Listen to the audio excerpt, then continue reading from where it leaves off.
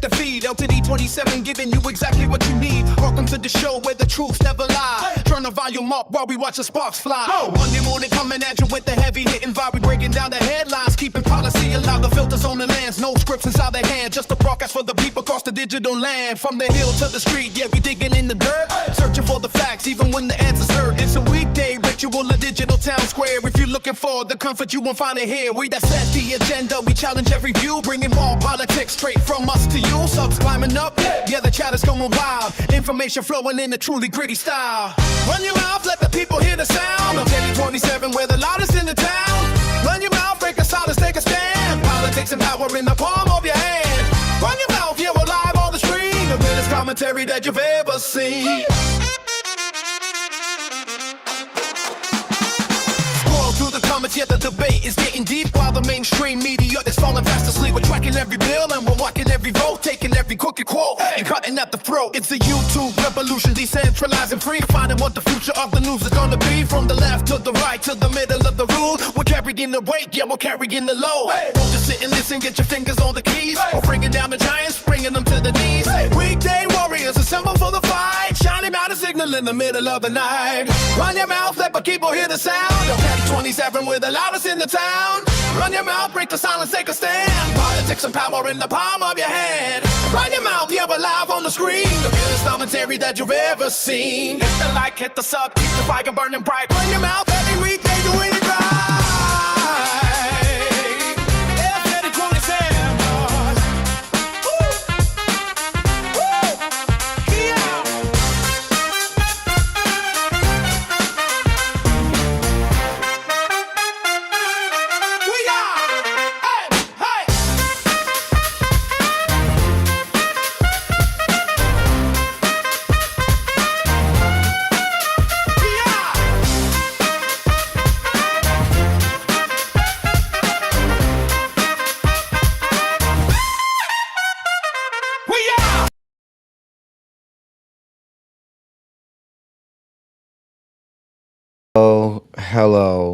Hello. Listen, as much as I enjoy the new intro, I need it to be longer. The new intro slaps, I ain't gonna lie. However, I just need it to be about 45 seconds longer because I'm always rushing. I need it to be about a good 45 seconds longer. I'm just saying. Hashtag IGS. Hey, everybody. Welcome to Run Your Mouth.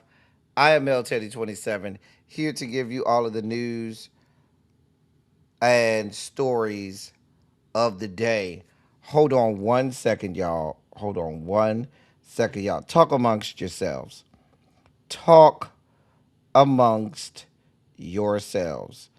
I gotta check one thing, y'all.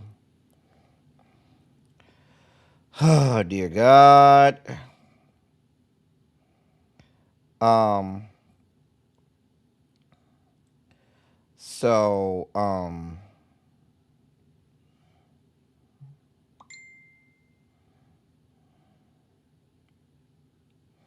Okay. All right. I had to look at something. Yep, welcome to Run Your Mouth, y'all. I'm LTeddy27, here to give you all of the news, headlines, and politics that's been going on while you were at work today, okay? While you were at your usual avocations. All of that good stuff. Listen, y'all.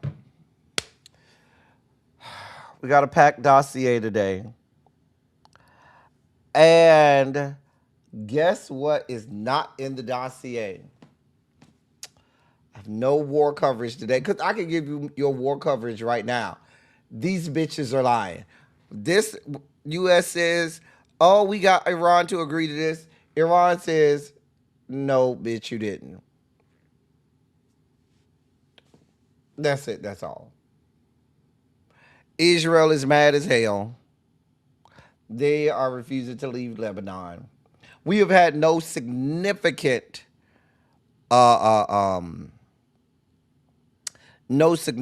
movement militaristically I should say, that I've seen in the last hour or so. Not unless Terrence got some I don't know about. And somebody go over there with Share. Share on Twitch. Somebody go over there with Share on Twitch. Now listen. Carl, that story that you sent me has sent me down a rabbit hole. Like I went on a 2-hour rabbit hole with that today. It had me so enthralled. So I want to unpack it. I'll be ready to unpack and unsheath all of it tomorrow. But that's a Carl sends me stories from across the pond in the UK, and he sent me a story this week dealing with a situation that involves some heavy racism over in the UK, and I want to be able to do it justice. And so we'll do it tomorrow. We'll be Twitch only tomorrow, but we'll do it tomorrow because I want to have all of my background information. I went to the stuff he sent me, and then I started searching and finding a bunch of background information and stuff.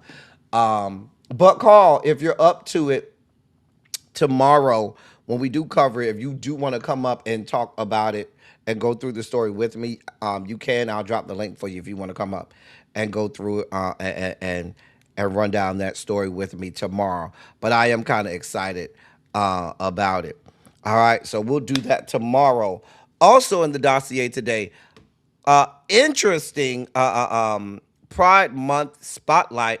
I did not know. I'm always finding out this great information I did not know about. We got Chicago being petty. We got an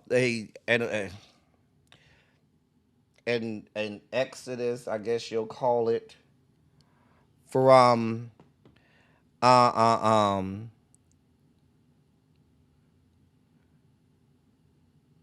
the GOP from the Republican Party.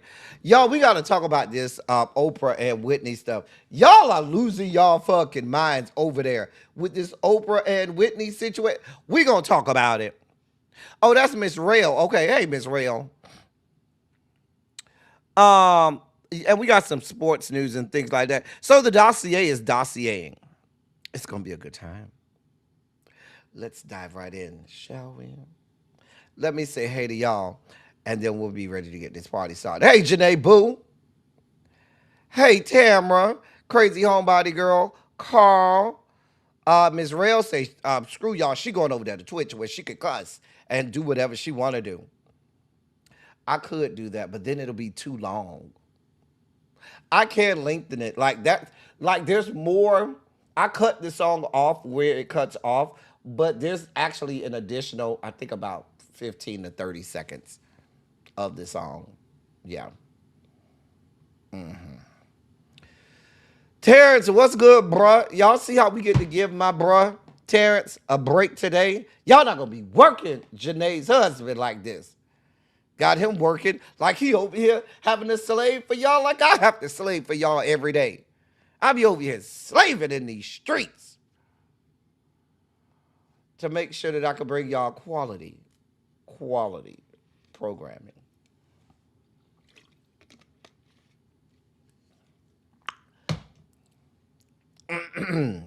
Hey, Nico.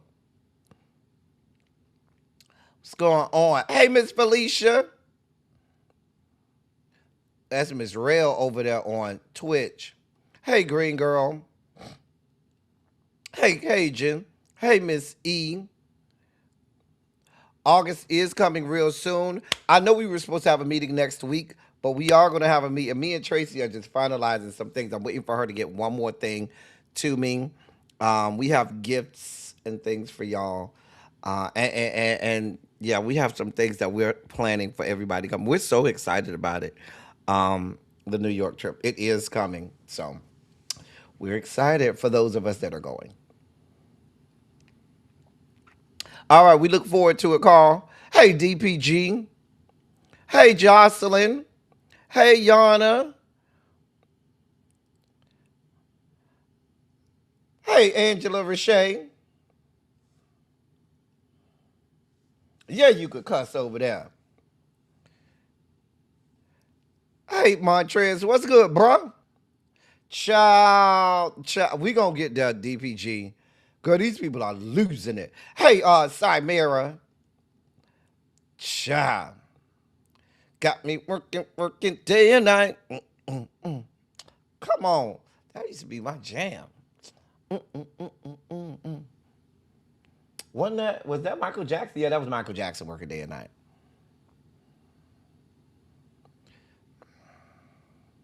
I needed to talk to you too, Cajun, about something, but well, yeah, hit me up later when I get off.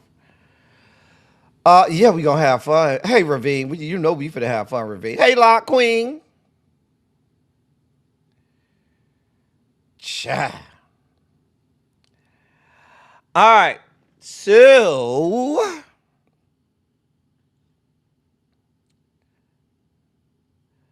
um,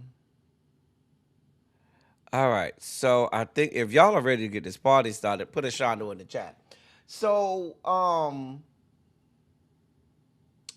listen, y'all, I have already watched Game of Thrones twice. I believe. Let me check because we're supposed to do a review, a panel on it. I don't know if it's tonight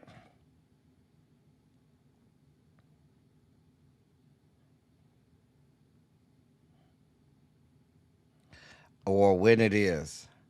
But again, she gonna burn all that shit down. Rhaenyra, burn all of that shit down. Oh, burn it all down. Listen, I got my money back, so I'm gonna keep it cute because I got my money back. I'm just saying, just gonna keep it cute for now. Because I got my money back, but maybe if I wouldn't, but I didn't get it back from that bastard. I got my money back from my bank. My bank said, "Don't worry about it." Uh, uh, uh, um, nah, my bank said you good. My bank already went through their whole process, um, and they checked out and gave me my full refund. I disputed it. My bank went ahead and gave me everything. I'm just saying. Hey, Complex 613, what's going on, boo? Cha, yeah. Anyway, um, yeah. So I'll wait to see what they say about that. Um, listen, I keep telling myself I need to do better conserving my voice. I got a full week of programming this week. Y'all know I rarely do a full week of I had a full week of programming last week. Got a full week of programming this week. This is a lot of stress on my voice. I need to be chilling somewhere.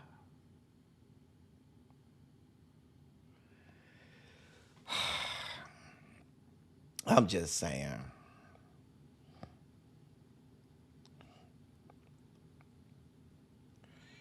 Mm. You know what? You know what? Cajun did have a birthday earlier. Happy belated birthday, but we did a shot. That was last week. We already did the shot. I forgot. So I don't owe nothing. Good. Y'all y'all are so y'all go over there to Twitch where y'all can have a lot of fun like Angela is. Y'all go over there to Twitch. Listen, we gon' listen. Again, I got some words for y'all on this Oprah Whitney situation. I got some real words for y'all, okay? Some real words for y'all. Because the people are losing their minds. I know y'all ready to get this party started. I think some of y'all already put the Shondos in the chat. Uh, uh, uh, um. So, cha.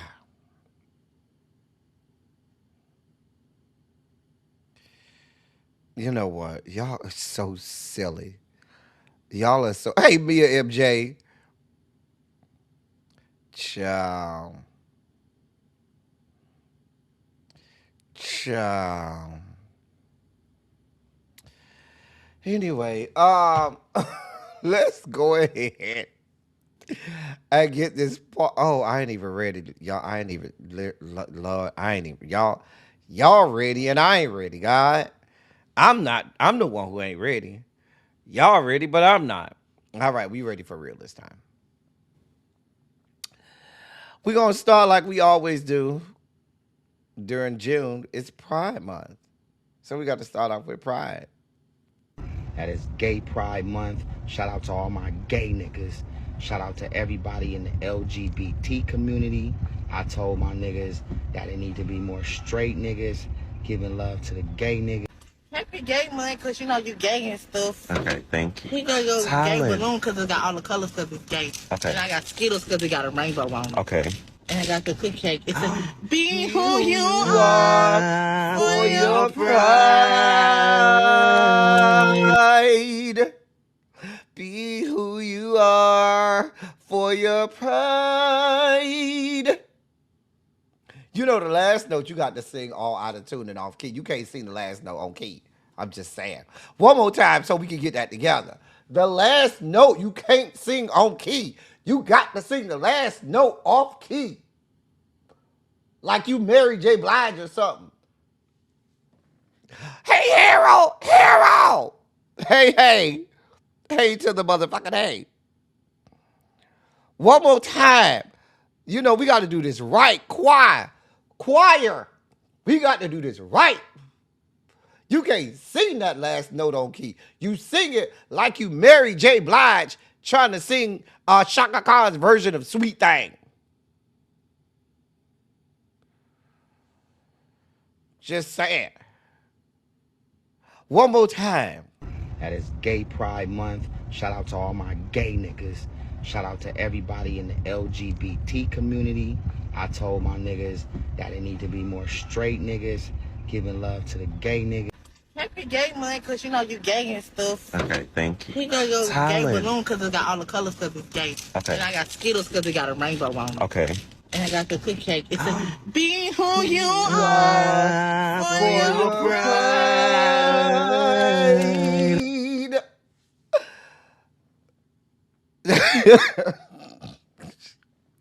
Happy Pride Month.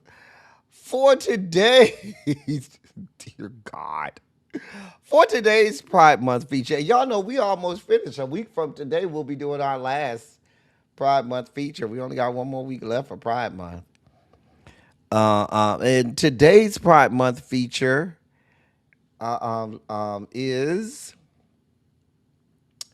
this wonderful young man right here. Listen, when I learned of his story as a musician, I was shocked.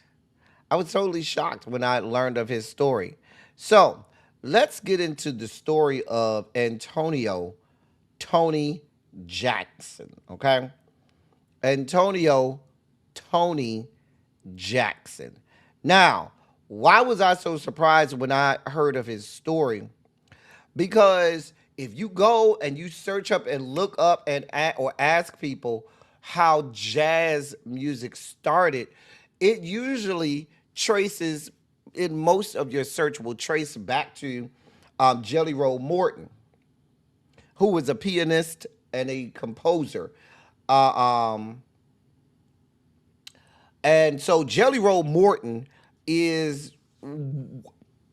if not that there's a true person who created jazz music, but when you go back to the earliest iterations of jazz music and the forefathers of the people who built or made jazz music, you go back to Jelly Roll Morton. I learned that early on when I was, young and stuff, and learning music theory and music history and stuff. Anyway, I never heard of Tony Jackson. Never heard of Tony Jackson. And today we're going to learn of the gay man who truly is one of the pioneers, even who inspired the great Jelly Roll Morton. Despite being born with epilepsy, pianist Antonio Jackson, better known as Tony, became known as, quote, the man of 1,000 songs, end of quote. According to pianist and composer Jelly Roll Morton, there was no tune, written or unwritten, that Tony couldn't play. Born in New Orleans in 1882, Jackson had a twin brother, Prince Albert, who died 14 months later. Tony Jackson was 10 when he made a harpsichord out of junk he found in his backyard. At 13, he was able to play a real piano at band leader Adam Oliver's bar before it opened. Excuse me. According to magazines and outlets at the time, they heralded him by saying, quote, before long, he was asked to play in the saloon at various times, and by age 15, he was reportedly considered to be among the best pianists in that part of New Orleans. At age 18, Tony Jackson ruled the roost in Storyville, end of quote.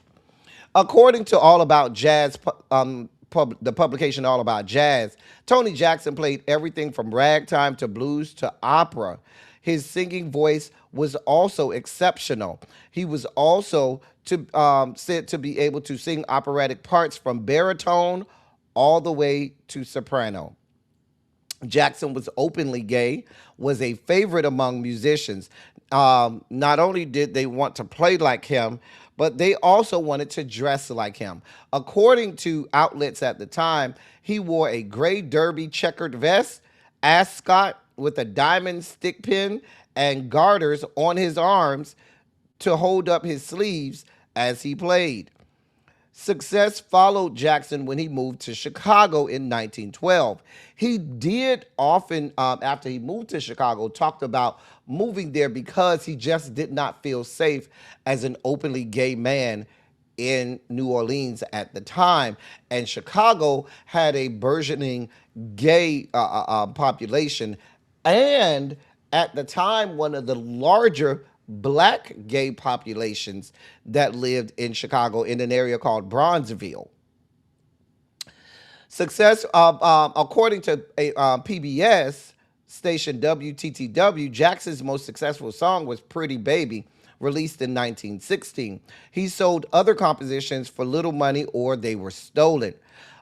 Pretty Baby remains the only lasting monument to Jackson's style and legacy. He never made a recording or piano roll, dying in 1921 before the recording era kicked off in earnest. Where was I at? I found when I started looking him up, I just started finding so much information on him.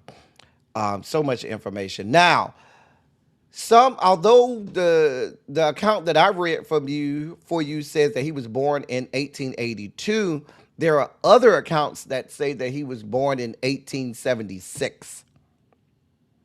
All accounts say that he was born in New Orleans, but there's some discrepancies on when his actual date of birth was. We know that during the 19th century, record keeping wasn't what it is today. Hell, even in early parts of the 20th century, record keeping just wasn't what it is today. And certainly for black people, there are so many black people in history that have discrepancies on the actual year that they were born, because there were basically no records being kept at the time.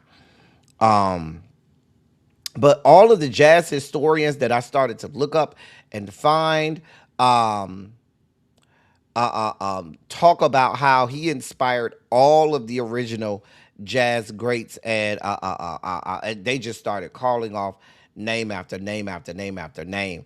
I never heard of him, but he was very open about his who he was, his sexuality, but his talent was undeniable, and he opened doors to him all over the place, and everybody wanted to play like him. So that is the story of Tony Jackson, pioneer in jazz music. All right, let me see. A couple people came in. Hey, Sweet Pea, what's going on? What's going on? Hey, D Johnson. Pride Month panel is Sunday coming. Sunday coming is the Pride Month panel.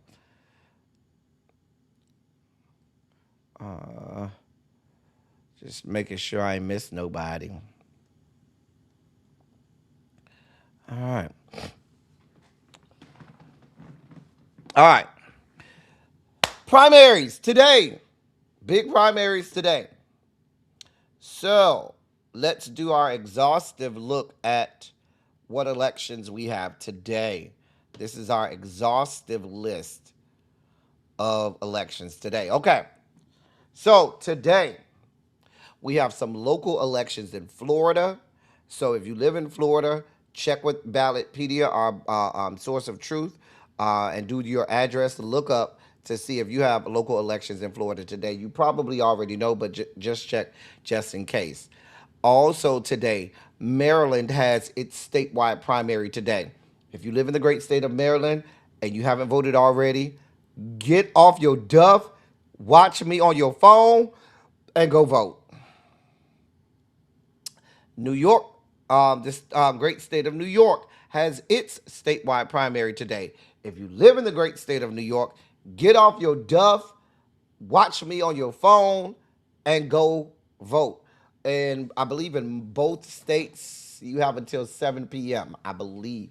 I think, wait, no, I think one of them is 8 p.m. I'm sure y'all will tell me in the chat, but I think both of them polls close at 7. Somebody on the East Coast closes at 8. I just can't remember who. If you live in the great state of Ohio and you live in the city of Whitehall, you have an election today. They're having a mayoral and city council recall election in Whitehall, Ohio. If you live in the great state of South Carolina, they're having statewide primary runoffs. So if there's a runoff in any primary election in South Carolina, those runoff are today. If you live in South Carolina, check Ballotpedia. Make sure that and to check and see whether or not you are voting today. In certainly if you are a Republican, I know they have a statewide primary because the gubernatorial primary, the Republican gubernatorial primary had a runoff. So I know if you live in South Carolina and you're a Republican, you need to go vote. In the great state of South Dakota, there are some local elections in South Dakota. So please, please, please, please get out and vote if you live in the great state of South Dakota. There's the primary election, statewide primary election. No, I'm sorry. There are local elections in South Dakota. Excuse me. Local elections in South Dakota. So check Ballotpedia. And finally, in the great state of Utah, there is the statewide primary also in the great state of Utah. All right. So make sure that you get out and you exercise your right to vote. I'm really looking at that Democratic primary in New York with Esplat versus Chevalier, and it's getting real ugly. And some of the Hispanic Latinx community in that area, in that district, are saying some very disparaging things about Chevalier, the black woman that's running against Esplat. He's the incumbent, and I believe he's the leader of the Congressional Hispanic Caucus. But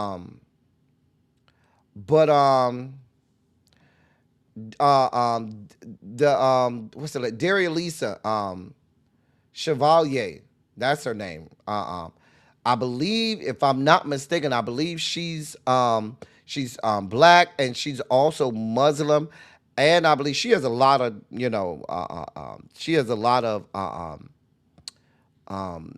ethnicities that make up her makeup.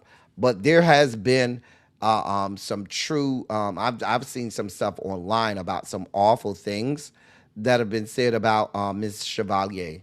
So I'm really going to be paying attention to that race. And that's I believe New York District 13. New York District 13. Yeah. I'll be voting in my Florida primary. I'll be voting by mail, so I'm not sure when my ballot is coming. I vote in Congressional District 24, and I was real upset. Speaking of Congressional District, so my current Congresswoman Frederica Wilson, who ain't shit, ain't did a goddamn thing for our district. She been in there over maybe about 15 years. So instead of endorsing my boy Chevron Jones, who deserves that spot, she endorsed, and I'm gonna call these people out. Y'all gonna look at me like, El Teddy, we don't know who these people are. But she endorsed Oliver Gilbert, former mayor of the city of Miami Gardens, where my home is located, but also city councilman, county commissioner, I should say, for the Miami-Dade County Commission. And although I think he's good, I think he should run for a state legislative seat. I do not think. There's also in that race, you also have Kendrick Meek, yes, former Congressman Kendrick Meek, and his son, Kendrick Meek Jr., who's the grandson of Carrie Meek, Congresswoman Carrie Meek, represented that district. When she retired, her son, Kendrick Meek, represented that district.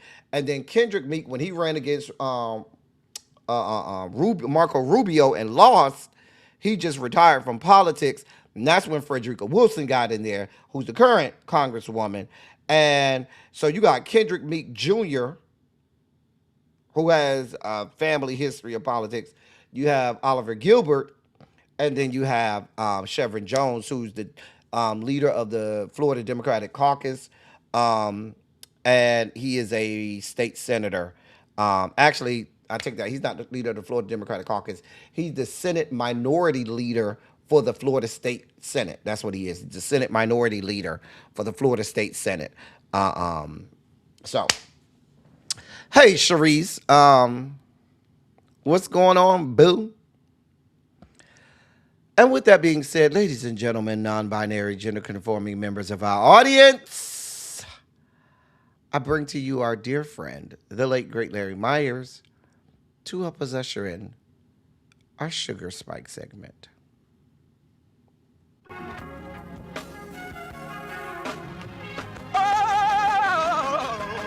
Oh, God. You see, this is the part that I like. Major Sugar Spike. So loved the world, I want to fight. That he gave, his only begotten son. Major Sugar Spike. And shall ever believe. Major Sugar Spike. They shall not perish, but have everlasting life. Taste the biscuit. Jesus. Thank you, Larry. According to Green Girl, the polls close at 9 p.m. in New York City, so you have some time to get out there and go vote in New York City. Hey, Tracy C, she says she just left from voting. From voting, so I'm glad everybody's getting out there and voting.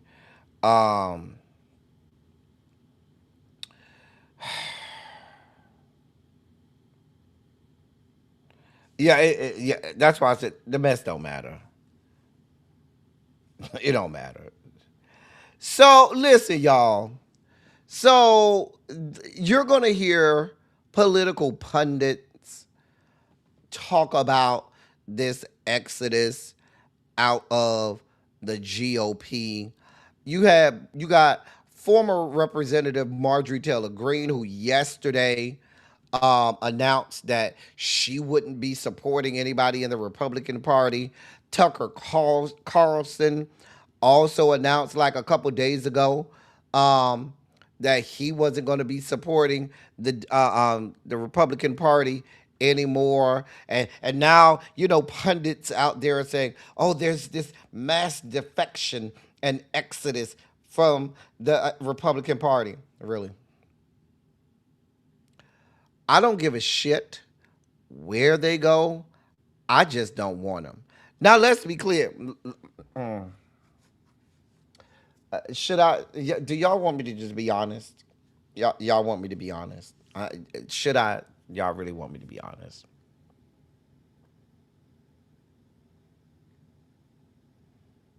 I, I'm,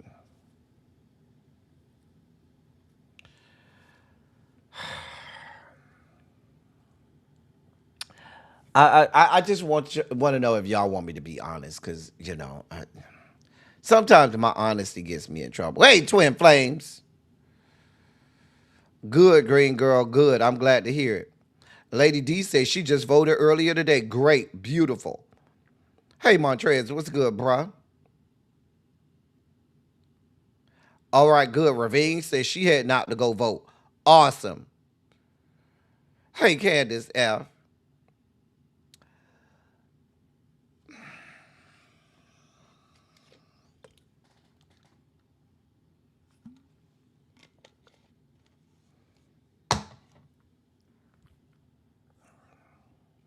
When I look at the political ideations of a Tucker Carlson and this newfangled Marjorie Taylor Greene, it does not escape me that I don't have to travel too far to the left to find Hakeem Jeffries and Chuck Schumer.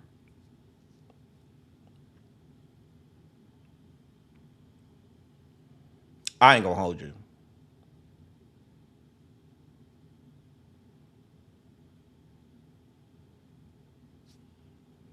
I look at this newfangled Marjorie Taylor Greene and Tucker Carlson, who are finding the light or whatever this is.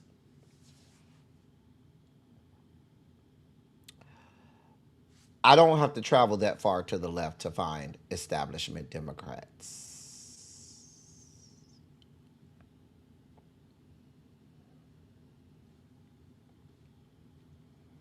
What do you want from me? What do you want from me?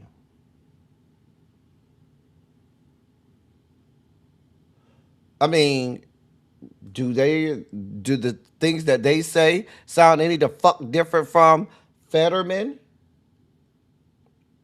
Does their stance on the war look any different from Schumer, Cory Booker, Hakeem Jeffries?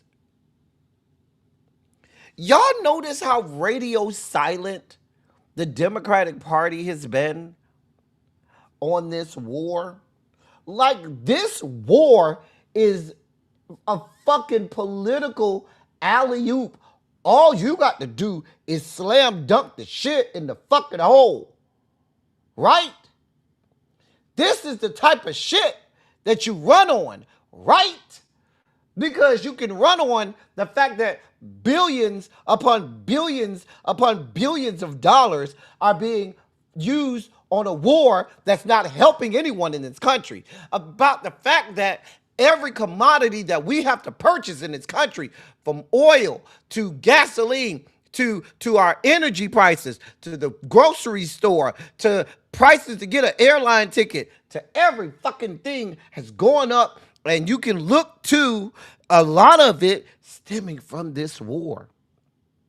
And one would think, hey, Shay, hey, Butterfly, one would think that the Democrats would capitalize on this shit. This shit could be a complete turning point and fucking races where it was perhaps, you were thinking, well, we really don't have a chance. This should be the fucking issue that pushes you over the edge and you say, oh, not only do we have a chance, but we will win because we're going to run on this shit. But these fuck bitches are no different from the people who you see on the screen.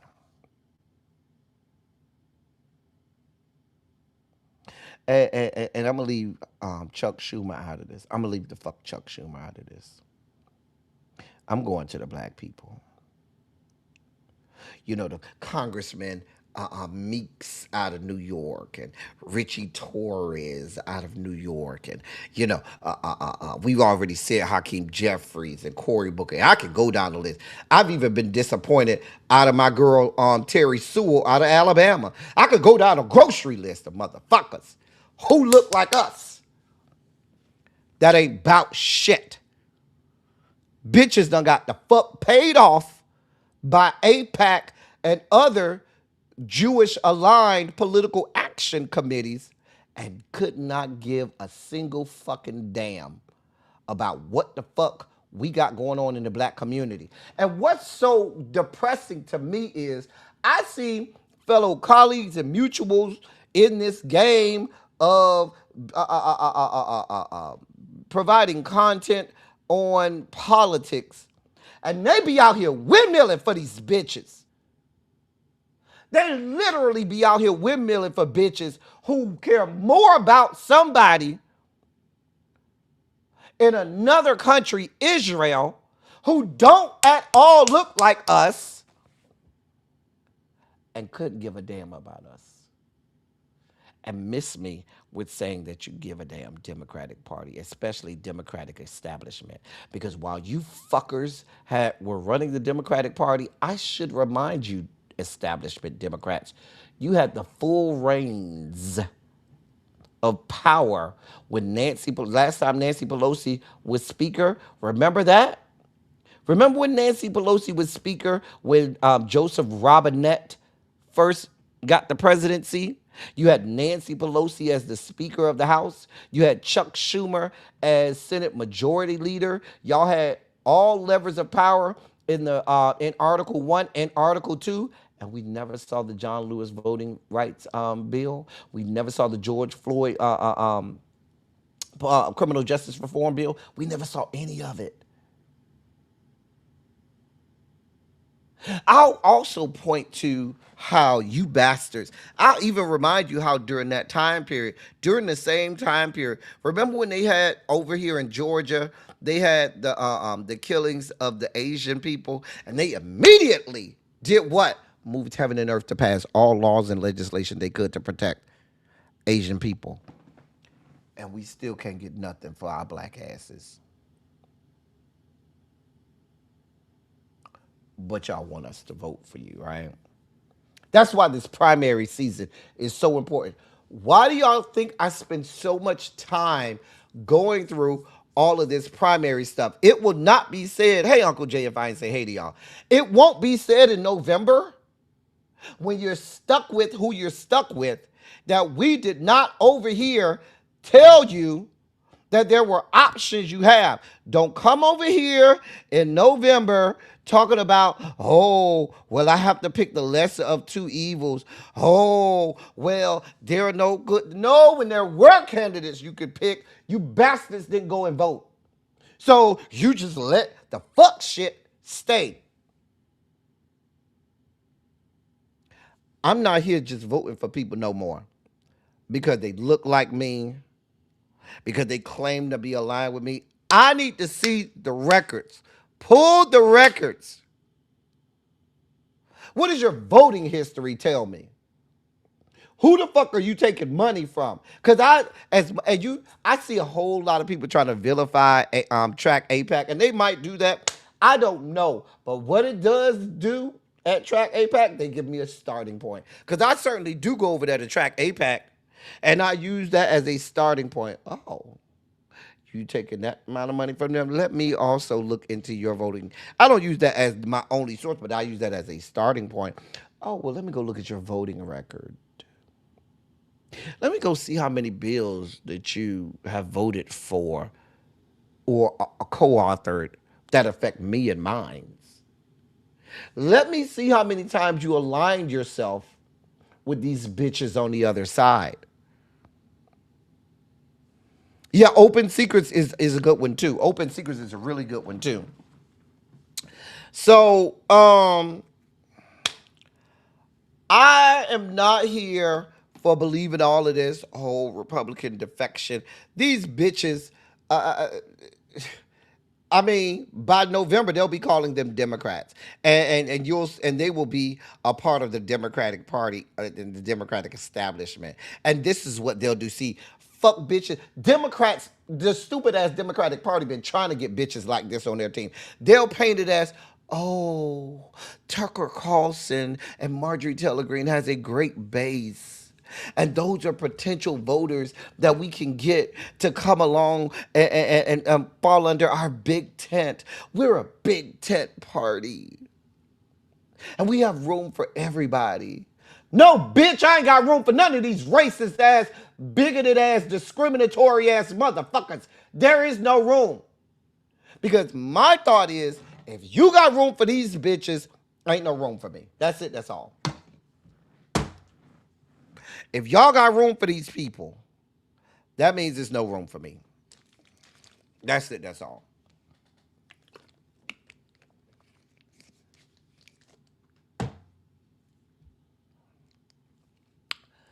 Tracy, the problem is all of the companies that own like the AIs and stuff like that, and the AI companies, all of them bastards are compromised. Because they're getting government contracts and they're getting all kinds of deals with this administration. So we know, and we've read stories where they're skewing AI to fall in line with the fuck shit that's going on in at 1600 Pennsylvania Avenue.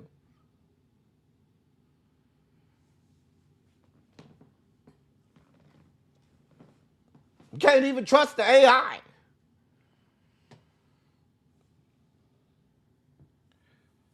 Fuck shit.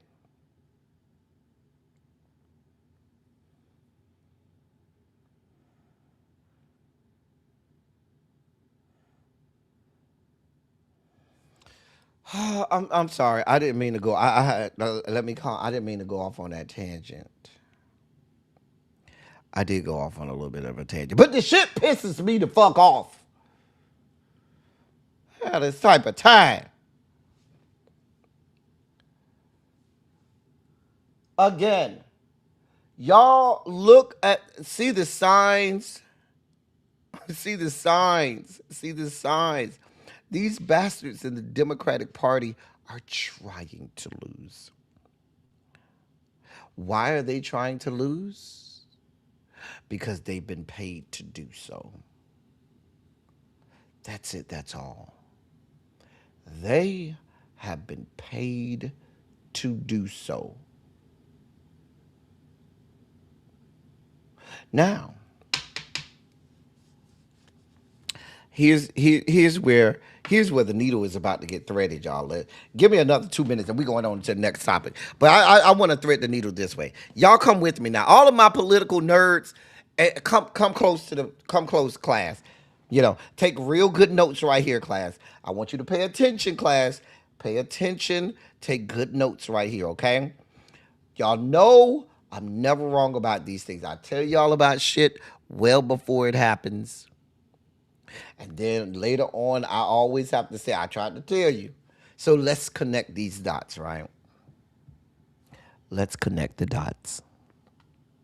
Now, we've talked about how the Democratic Party is compromised. Establishment Dems are compromised by who? By Israel. They are absolutely compromised by Israel.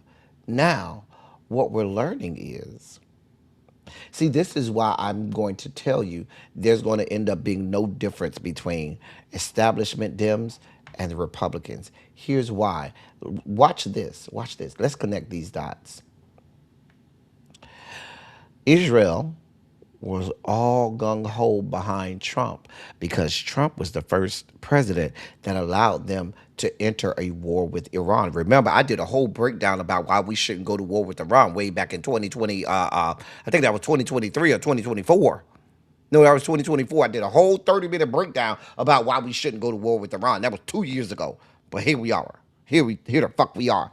Anyway, so Trump becomes the first president in history to bend the knee to Netanyahu and the Israeli government and go to war with Iran, right?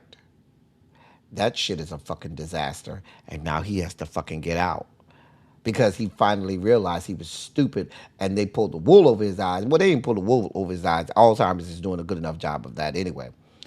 Anyway, so now his popularity in Israel has plummeted.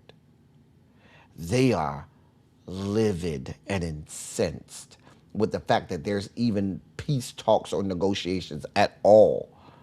That the fact that we are trying to end this war, Israel is livid. Now here's the deal. Here's where we connect the dots. This is where all of those special interest groups and political action committees that are pro Israel says, well, let's cut our ties with this administration. Let's funnel more money to the establishment Dems who are already taking money from us. And then we can possibly keep our war going. We can possibly keep money coming to us for more armament. We can possibly ensure that this bill that they're trying to pass that will intermingle our military and the IDF sees the light of day. And so, therefore, the same war that the American population wants no part of, and according to the latest poll, 80% of the American electorate is against, is the same war that you'll hear the Democrats start to say, oh, we have to help Israel protect themselves. Israel has to be able to defend themselves.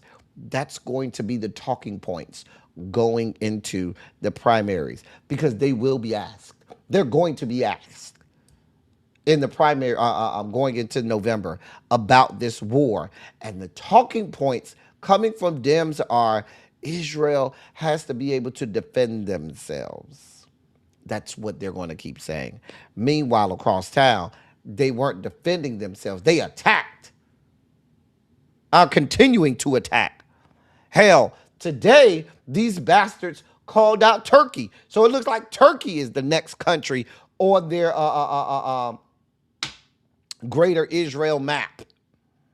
It wasn't enough that they done basically politically decimated Syria, politically decimated Jordan, and are in the process of decimating Lebanon.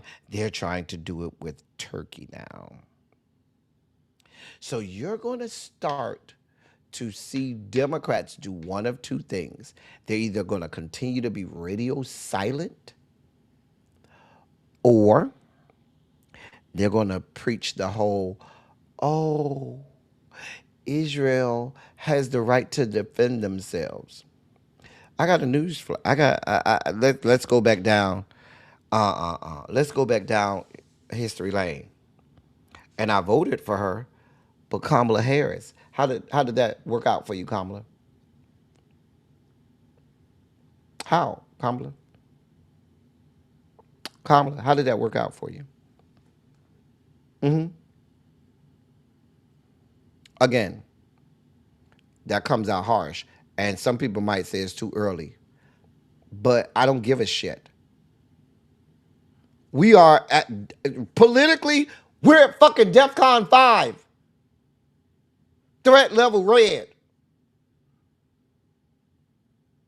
Maybe it's DEFCON 1. I can never remember if it's DEFCON 5 or DEFCON 1, which one is the worst. I don't remember. Terrence will tell me in the chat. I can't remember which is worse.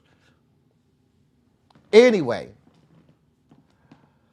But that didn't work out. This whole trying to align yourself with Israel, and I fully expect that her husband's Jewish.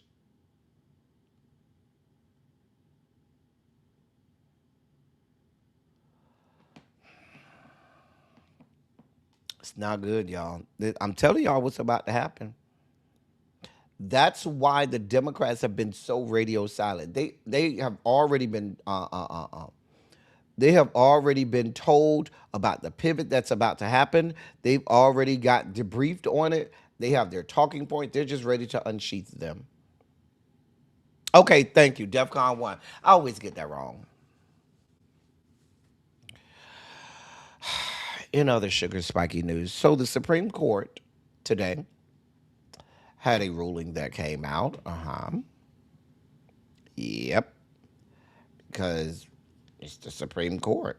And we're about to get in the next days and weeks, several big time Supreme Court rulings are about to start to come out of there. It's June, and it's that time of year. Well, the Supreme Court ruled today against a devout Rastafarian who sought damages after Louisiana prison officials cut his dreadlocks despite his claim that it violated his religious rights. The court ruled 6-3 that Damon Lander cannot seek damages under a law called the Religious Land Use and Institutionalized Persons Act, or RLUIPA. The court was divided along ideological lines, with conservatives in the majority and liberals dissenting. The ruling saw the conservative majority depart from its regular support for religious claims, although recent high-profile wins tended to involve conservative Christians. Mr. Lander, who you see pictured there, he said, quote, in a statement released by his lawyers, quote, "I am disappointed, but not defeated. What happened to me violated my faith and my dignity. I will continue pursuing accountability. What happened to me should not happen to anyone else." End of quote. The underlying incident took place in 2020 at the Raymond Laborde Correctional Center, where Lander was moved while serving a 5-month sentence on a drug-related charge. Officers handcuffed Lander to a chair and shaved his head despite his protestations.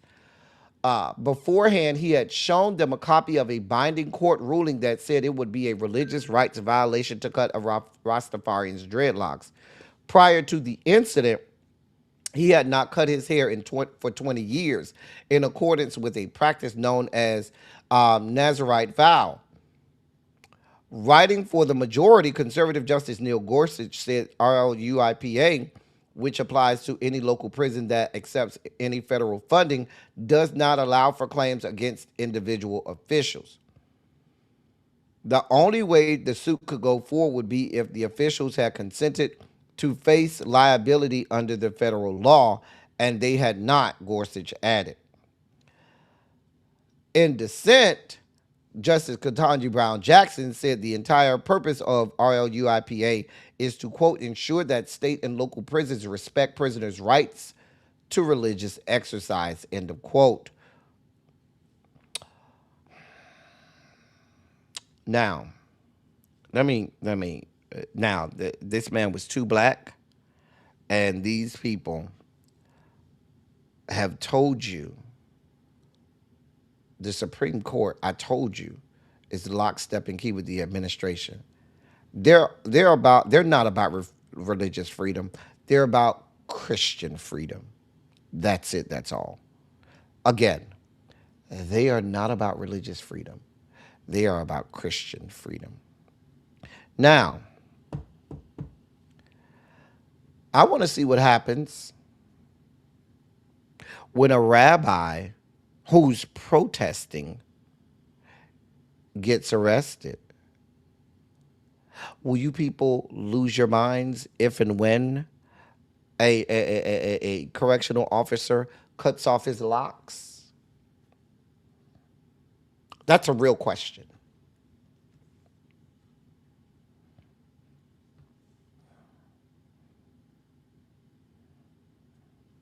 That's a real question.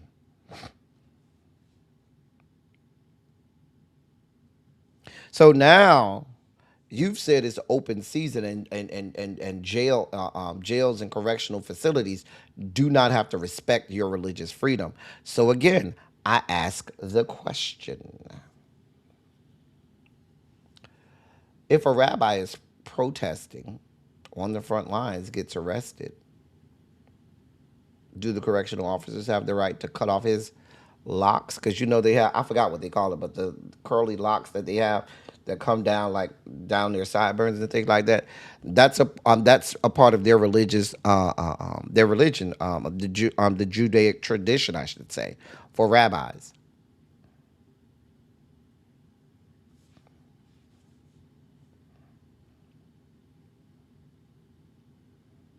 I'm just saying. Here we are. Here the fuck we are. Now, I want the SCOTUS to realize what they just did. But what the SCOTUS has taught us is they pick and choose. Because we've seen that with the Voting Rights Act. We've seen when they gutted the Voting Rights Act, some states they said, oh, y'all can go now. Other states that didn't align with their conservative leanings, they were like, no, y'all have to wait.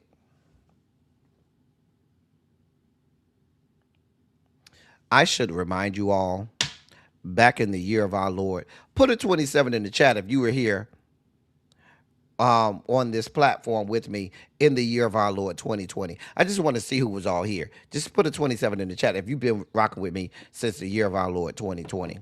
I just want to see something here.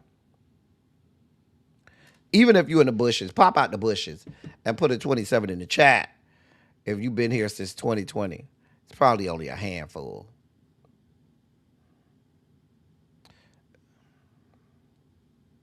And while you at it, hit the like button. I don't even know how many likes we got. I don't even know how many likes we got. Oh, okay. So I don't see no 27. So that means nobody was here back in 2020 when I was saying what I was saying. So since nobody was here back in 2020, Tracy was here. Okay, great. Back in 2020, when Biden first, hey, Ms. Baythang, got elected, and before he was inaugurated, I said up front, Yana say she was here. Yeah, Yana was here. I said up front, if they're not talking about stacking the court and ending the filibuster, they're not serious. They're not serious. I said that then. At the time, I said, you need 4 extra seats on the Supreme Court. Why? Because right now, we only have 9 justices, but we have 13 circuits. We went to 9 justices on the Supreme Court when we went to 9 circuits within the federal judiciary. That's how we got to 9 justices. It's not etched in stone. It's going up and down and at different times. But at the time, I forgot, I think we had 7 at the time. I think we had 7. And they went up to 9 because we had 9 circuits on the Supreme Court. So there was a justice assigned to, if you know anything about the Supreme Court, the federal judiciary, certain justices oversee certain circuits in order to say which cases they'll listen to and which cases they won't listen to. So I said add 4 seats to the Supreme Court. Why did I say that? Because at the time you had the Senate, you had the House, and you had the presidency. So you would have added 4 extra seats to the Supreme Court. We would now be sitting with the Supreme Court that has 7 left-leaning and 6 conservative-leaning. And we wouldn't be in a lot of this fuck shit.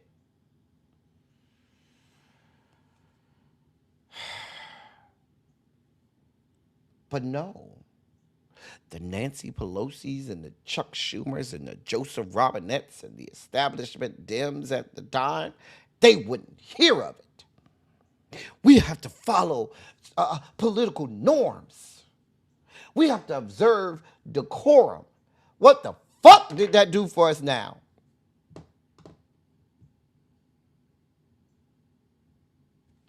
You bitches are not serious. You're not serious. In a little bit of petty news, Chicago says they're here for all of the pettiness. They are here for all of the pettiness.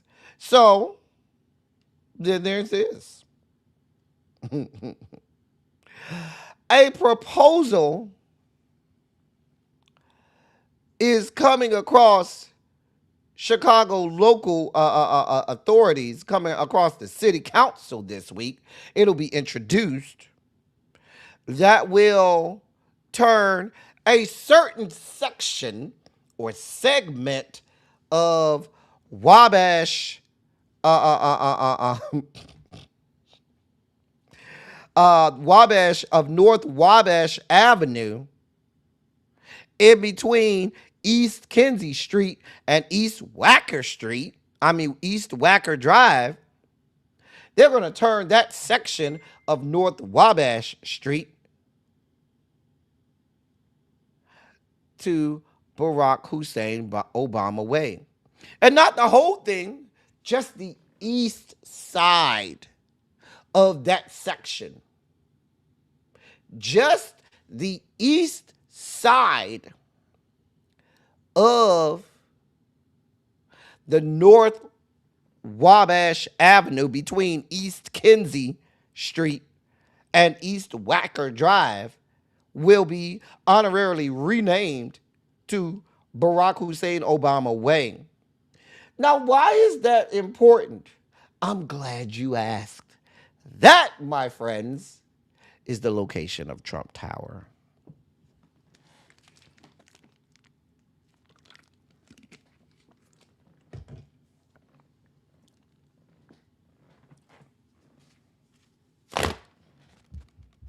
I'm here for all of it. All of it. I'm here for all of it. All of it.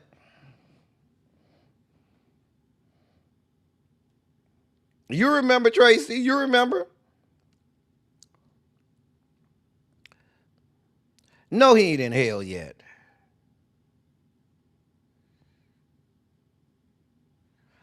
Tracy, I'm here for all of it. Mia MJ says she just had to flex on some of you hoes. Mia MJ said, let me flex for a little bit because I've been a member for 64 months. That's 5+ years if you need her. She said, come see her. She been a member for 5+ years. You don't see her. Flex on her.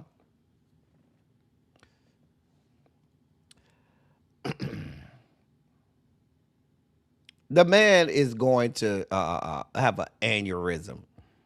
When it passes, the man is going to have an aneurysm. Hey, Quake. Listen, this is my level of petty. Oh, you got a problem?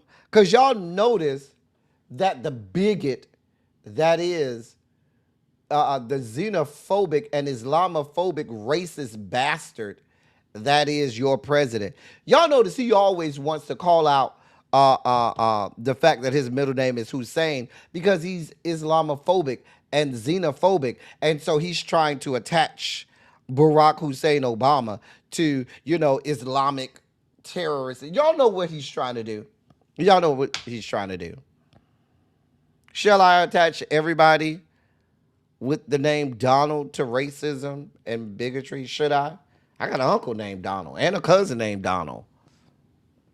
All right, should I assume that they're racist, bigots too? Just asking. My uncle can be kind of horrible at times.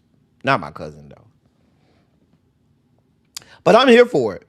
And the petty part is, what makes it super petty is the fact that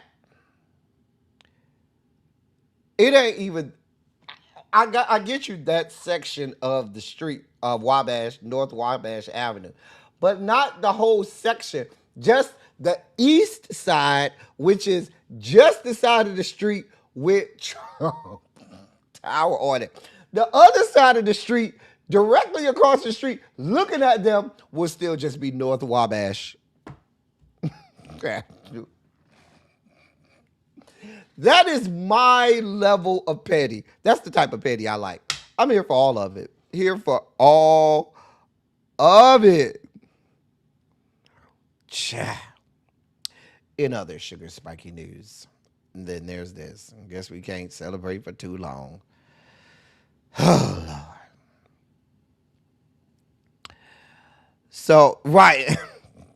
He gonna have to put Obama's name on all the letterheads and everything. That's my level of petty, DPG. My level of petty, honey. I live. My favorite cereal is life, and I have lived today. Oh, but we can't laugh for long. Oh, dear God. I keep telling y'all, get y'all ass out of the great state of Texas. They don't mean us well over in Texas. Get out of Texas. Because they don't give a damn. They do not give a damn in Texas.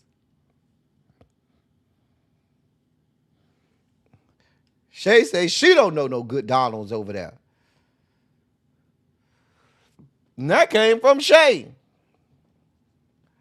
A group of Texas protesters convicted of terrorism charges received unusually harsh sentences of at least 50 years in prison. That's 50. That sentence came down today. At least 50 years in prison. Now, this case was being closely watched, and people were widely seeing this as a test case of the Trump administration's efforts to crack down on dissent. Now, after a 3-week jury trial, the 9 activists were all found guilty of a slew of criminal charges in March, stemming from a 4th of July protest at an immigrant detention facility in Alvarado, Texas, south of Fort Worth last year.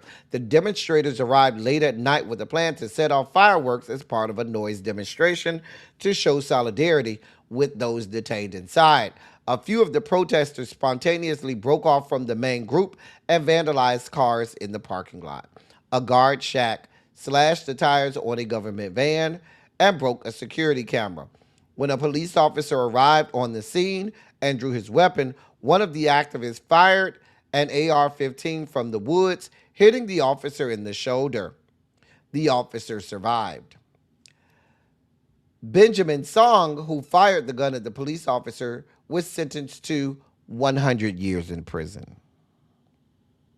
Song was convicted of attempted murder of an officer of the United States, as well as firearm and explosive charges. He was also convicted of riot providing material support to terrorists. He faced anywhere from 20 years to life in prison. Zachary Evans, Autumn Hill, Savannah Batten, Elizabeth Soto, and Megan Morris were sentenced to 55 years in prison. Maricela Rueda, another demonstrator, was sentenced to 70 years in prison. All 6 were convicted of riot providing material support to terrorists and explosive charges. Rueda was also, Maricela Rueda was also convicted of corruptly concealing a document of record.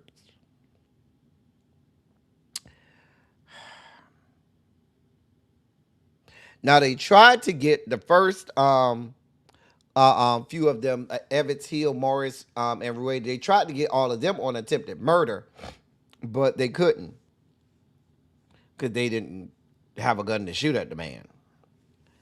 I should remind you that there are people in the great state of Texas who've actually murdered people who don't have anywhere near this amount of time. I should also remind you that people who tried to overthrow the government January 6th in the year of our Lord 2021 are free, roaming the streets, pardoned.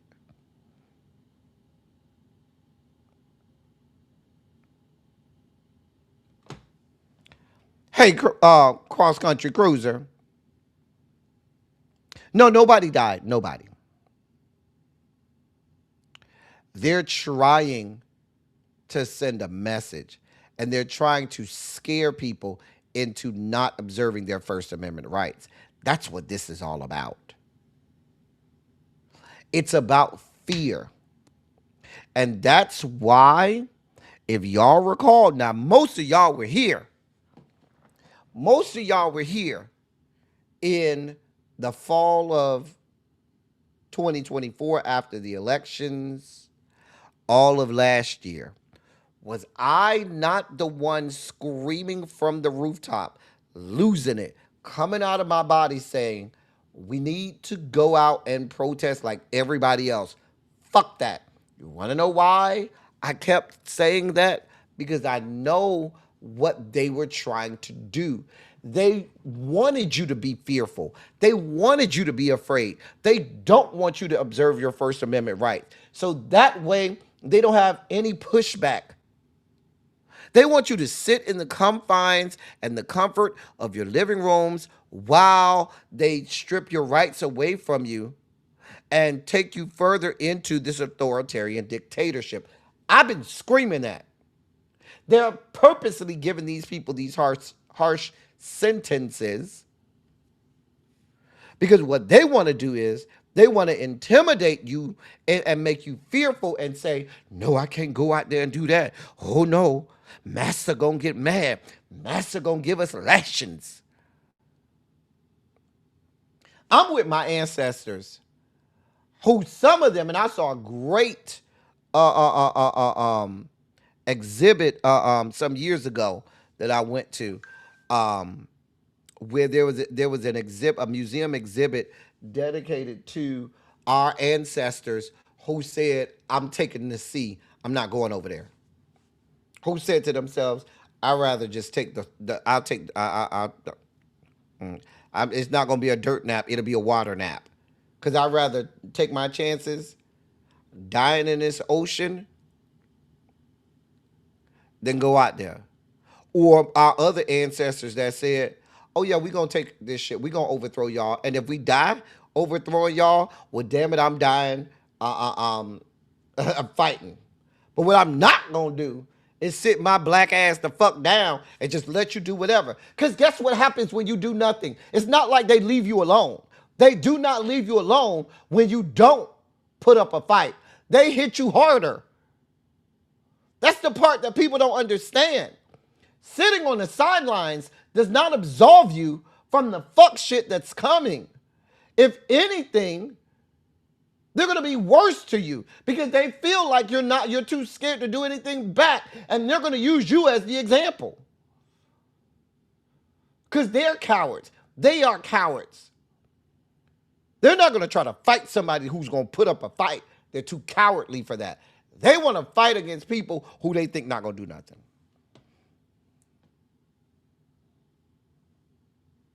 That's it. That's all.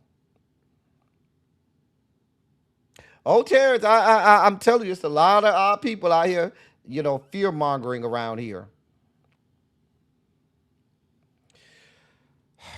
In our last sugar spiky story,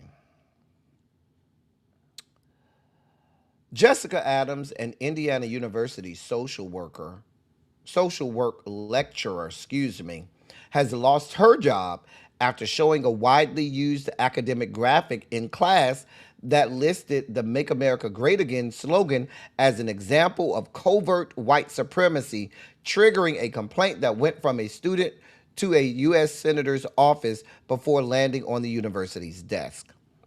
The firing marks one of the most visible test cases of Indiana's 2024 intellectual diversity law, which allows students to report faculty they believe are not fostering, quote, free inquiry, free expression, and intellectual diversity, end of quote.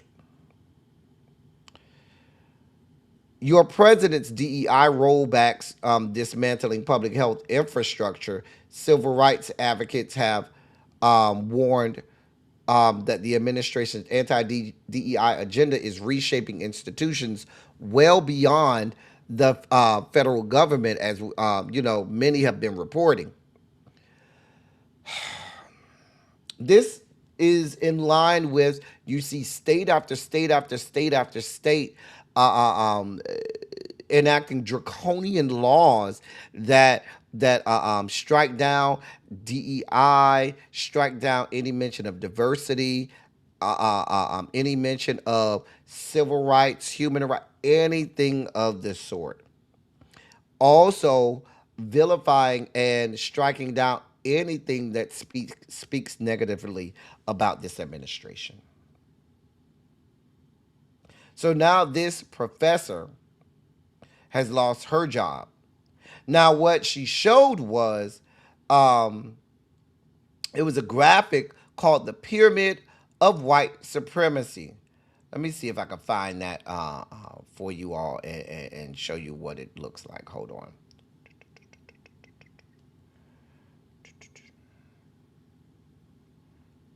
Okay, I think this is it right here. See what that looks like. Hold on, y'all. See if I can pull this up. Okay, here you go right here. All right. Put this over here. All right. So this is the that's the graphic right there, or one of the examples of the graphic, I should say. Uh, um, right there.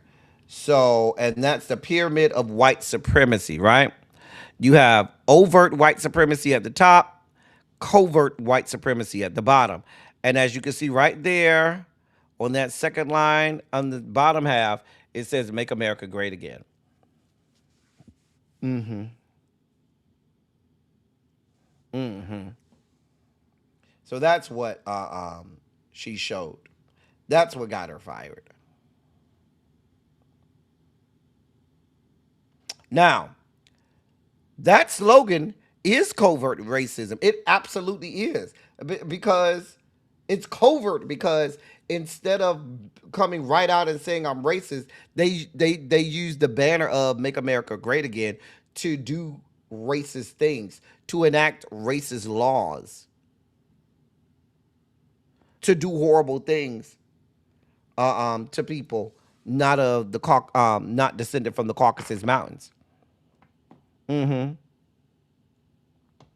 But yeah, that's the image that she showed, and she's fired now. Mm-hmm.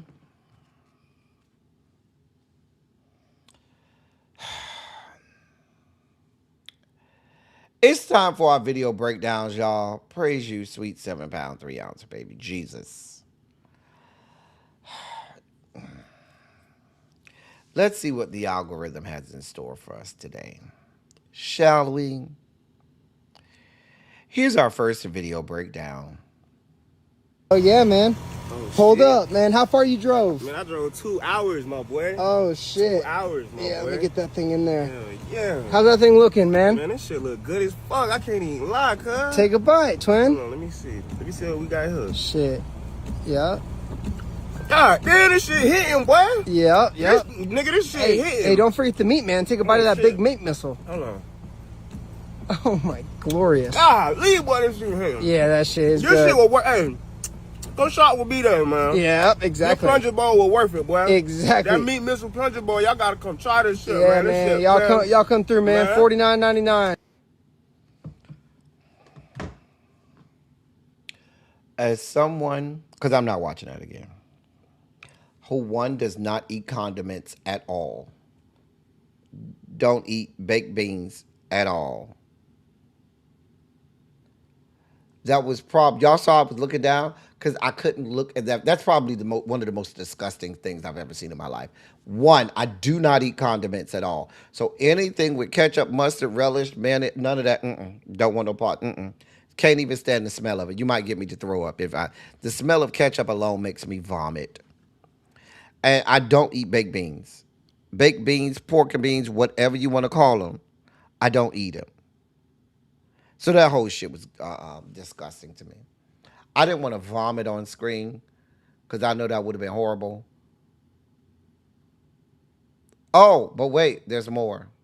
Bro, I drove 2 hours for this. 2 hours? That is a glorious, lollied, sugar-dusted meat missile ready for your ingesting. And take a bite of that thing. Let me know how thing's hitting for. Damn, I don't even know if I can fit this thing, bro. Yeah, you can fit all that meat in your mouth. Don't even worry. God, that big ass.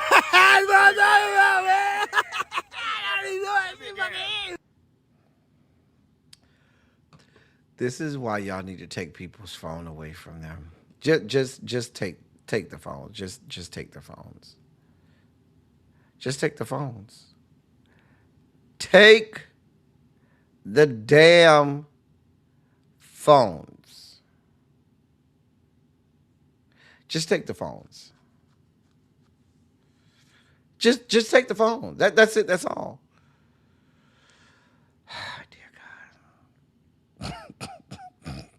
I knew you would like that name, Harold. Meat Missile. That's what he gonna be trying to have me rename that section of the members only chat. I'm not renaming that section of the members only chat Meat Missile, Harold. Lord.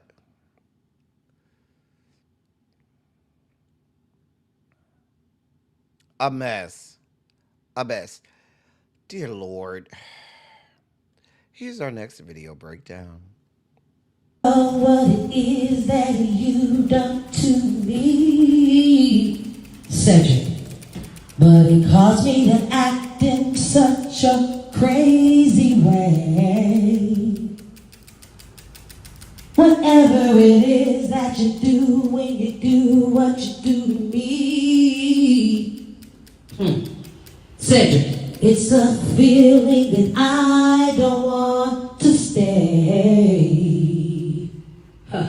Cause my heart starts beating triple time when thoughts of loving you on my mind. I can't figure out just what to do when my common cure is you, Cedric.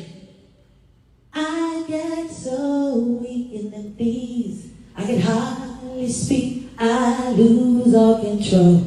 Something takes over me in a daze, it is so amazing. It's not a phase, it's not a phase, Cedric. It's not a phase. I love you, Cedric. I love you and I know you love me. I know you love me. I know you love me. Our experience was the greatest. You showed me all kind of love. I know what we had was real. There's no way you can tell me the times that we were together and shared what we shared that it wasn't real, Cedric. You came up here to Athletic Body Mechanics, to my gym. You came all the way to my gym. Was this where we used to come? Helen, you gotta stop this. I don't know what else to do, Cedric. I can't stop. I can't stop, Cedric. I love you. I love you, Cedric. I love you. I can't stop. I just can't stop. I can't stop. I can't stop. Do this, baby I can't girl. stop. You can't keep doing I this. can't stop, Cedric. I can't. I can't stop. Man, I apologize. I apologize, man. To do this in the gym, I apologize. I really do. And you got your saying you recording this and you putting this on the internet and all Well, this stuff. because I keep trying, Cedric. I'm sorry. I keep trying. I don't care. I don't care. I don't care. I don't care. I don't care. I don't care. I don't care. I don't care. I have to say no, Helen. Oh, no, not again, Cedric. Not again, Cedric, please. Please, Cedric, please. And scene. And you'll see JB and Really B break down this latest scene from Beyond the Gates on their next panel review. Because I swear this is some Beyond the Gates shit. What the fuck? Why did they give you niggas the internet? Why? Why do you niggas got the internet? Why, God? Like, I just don't understand. I just don't understand, God. Who said that I wanted to see this? Lord Jesus? Mm-mm. Mm-mm. Mm-mm. Mm-mm. Mm-mm. Just kidding. cannot. I cannot. Oh, God. Here's our next video breakdown. Hi, you stole my parking. I was right over there and you cut me off. Shut up, yo, hey. Believe me, you do not want to see my son when he is mad. McLovin from Superbad? Don't you talk to me about that way. No, we were just having a talk. Hey there, you little punk. You got a problem with my wife? You got a problem with me? Kick his ass, Donnie. I'm sorry, he has special needs. Well, he's going to get a special ass. I told you, it is not okay to punch people in public, okay? I just don't want to happen to you. You keep your hands to yourself. Mama can handle it, don't okay? You stand there, you don't need something. To get involved. I'm sorry, my son has autism.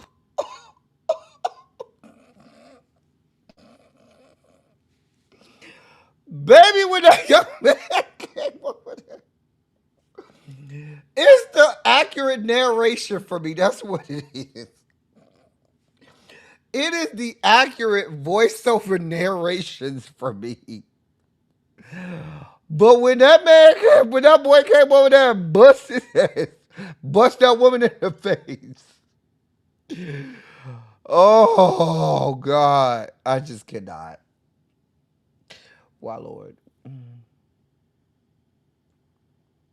Why, God?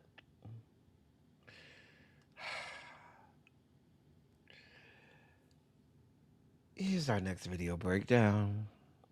Thing I hate about having STDs when you trying to pee and that shit sting, bro. But as I stay with it, I'm learning how to like pee, cut off, pee, cut off, pee, cut off, so it don't sting all the way. So that shit, bro, this shit a piece of cake, bro. Niggas like.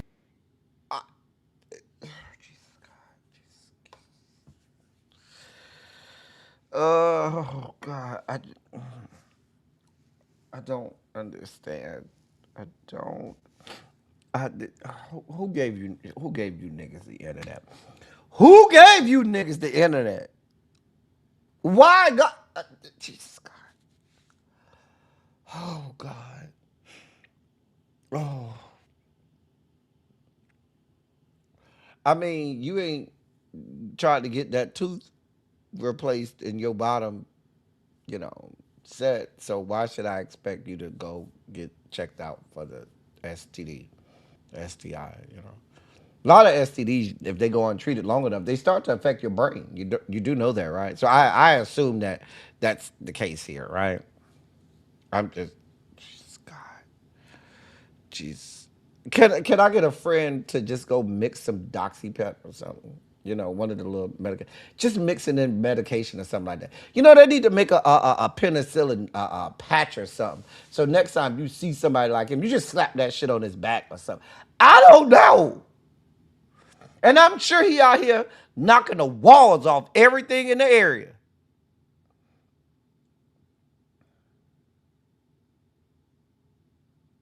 Like, he is knocking the walls down on everything in the area. Oh, no, Harold. He started off saying he knew he had an STD. He started off that way. He did not mix words. We'll play it again. Thing I hate about having STDs. Right there. He told you. He's not confused. He knows exactly what's going on. He know what he got. I applaud him for even knowing what an STD is at this point.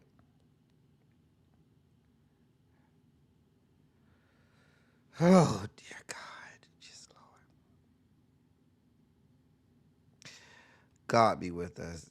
Thing I hate about having STDs when you trying to pee and that shit sting, bro. But as I stay with it, I'm learning how to like pee, cut off, pee, cut off, pee, cut off, so it don't sting all the way. So that shit, bro, this shit a piece of cake, bro. Niggas like, bro. You can pay for tattoos all over your face and all over your neck. You can pay the money for that, but you can't go pay to go down to the free clinic, the bus fare to go down to the free clinic or the gas or whatever take to go down to the free clinic to get treated, right? but you can pay for face tattoos and neck tattoos. I'm just trying to make sure. You got the money for all of that, but you ain't got money to get a partial or something in this fucker. Oh, Jesus. Why did they give you bastards the internet? Why, God? Our last video breakdown comes to us courtesy of our girl, Lil Baby. Thank you, Lil Baby. I don't think she's here today. She might be at work. But thank you, Lil Baby, for your contribution today. See, I'm getting you back for that 5 o'clock. We'll provide. Tell the devil all week, the Lord will, he will provide.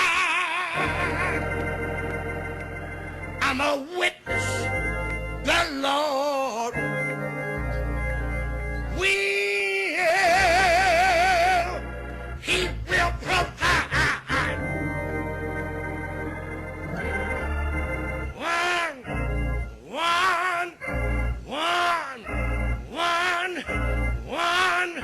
Two, buckle my shoe.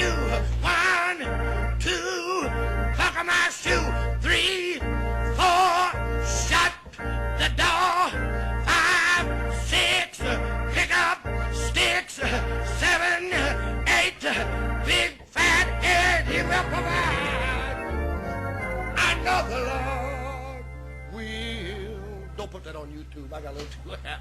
Will provide. I wouldn't serve a God I couldn't enjoy it. The Lord will provide. I'm so glad. Hey, the Lord. If your God don't let you enjoy him, you need to find my God. Will provide. Why did they give you people the internet? Why, God? The Lord will provide. Not 1, 2, buckle my shoe. Really? Jesus God. Those are our video breakdowns for the day. I certainly hope you enjoyed them. I did. As we toot that thing up, mommy, and make it roll out of the sugar spike segment and deeper into the dossier. God be with us, dear Lord. Big Tigger finds himself in a pickle. Well, not in a pickle, but in a jail cell. Big Tigger was arrested for battery and third-degree cruelty to children on Saturday. According to police records, he was booked into Fulton County Jail Saturday morning, but bonded out later in the day. Officials are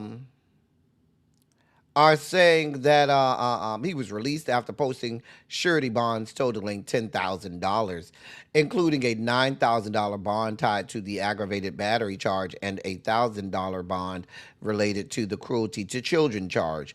His arrest comes after his wife, Alicia Brown, was involved. He and his wife were involved in an alleged incident in May that prompted authorities to open a domestic dispute investigation. He was identified as the subject, although it's unclear if the incidents are connected. Now, dispatch records show that the wife, Miss Brown, sought medical treatment for her injuries before police were contacted and an investigation was launched. She was later transported to a hospital, though authorities noted her injuries were not considered life-threatening. Tigger spoke with TMZ about the claims that his wife made. And he said, quote, "I appreciate the support and concern that so many people have shown. I want to say categorically that these allegations and accusations that have been circulating are false. Out of respect for everyone involved, I ask for grace, privacy, and restraint As my family navigates this difficult time, I remain grateful for the trust so many of you have placed in me throughout that journey. I intend to continue living and leading in a manner worthy of that trust. End of quote. Um,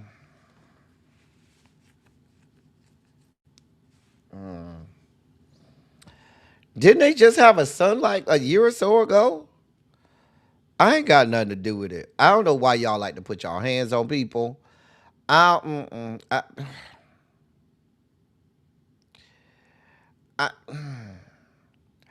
now, have we heard any, like, is this, I don't know if I remember hearing anything about Big Tigger, and getting in trouble with the law and stuff like that. This, I'm trying to think. Now, I know that bitch Cameron ain't shit. I'm thinking about the BET personalities and stuff. But I don't think I remember hearing a lot of stories, if any, about Big Tigger and him having issues with the law. Lord, I don't know. I think I'm glad you bonded out, Tiggs, but this don't sound good, Big Tigger. I'm just gonna be honest. It do not sound good. I don't know what you want from me. You can't be putting your hands on people, sir. That's just not how this goes. And again, I be questioning. I'm gonna tell you what I really be questioning. I be questioning some of the ladies that y'all put y'all hands on. I be questioning they family. Like, they ain't got no brothers, no uncles, daddies, or cousins or something. Ray and Nook them from the block or something. You can call and handle this. I'm just saying.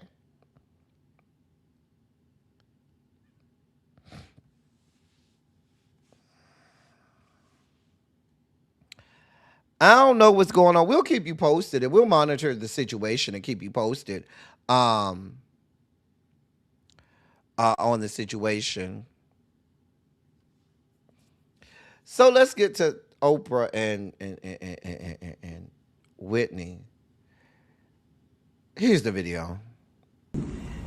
We did the whole, hey girl, how you doing, greeting thing. And then I stopped the cameras and I went behind stage and I said, so tell me, what do you want? What do you want to happen here? And I'm going to tell you what I want to happen here. And that was one of the most powerful interviews. And you all know this is an amazing thing that happened. I had such trust from the Oprah show audience that Whitney did, I think it was her last show with us, and she had gone back on drugs. The first interview I did with her when we'd gone behind stage and I asked her about her intention, she was clean. But the day she came to my show then to perform in front of the audience, she was not. And she fell off of the stage. And I knew that if that story got out that she'd fallen off of the stage, that she would be destroyed by that. And so even though the audience was there and the audience had cameras, I begged them not to put those pictures out because it would ruin her life, and they did not. And what about... That would not happen today, I can tell you. Yeah. What about... we were...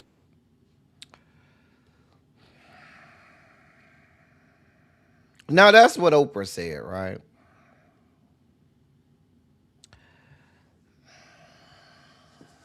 Now, the people are losing their mind. Girl, when I tell you the Whitney fans are just losing it. They are dog walking Oprah. And you know what? I keep telling y'all over and over. You black people, y'all be finding and manufacturing reasons to get mad at Oprah.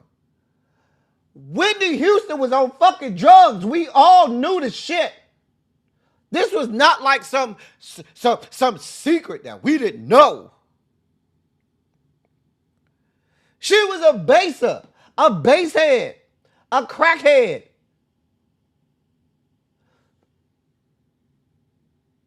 She admitted that she used to be snorting coke when she first got when she back in the 80s.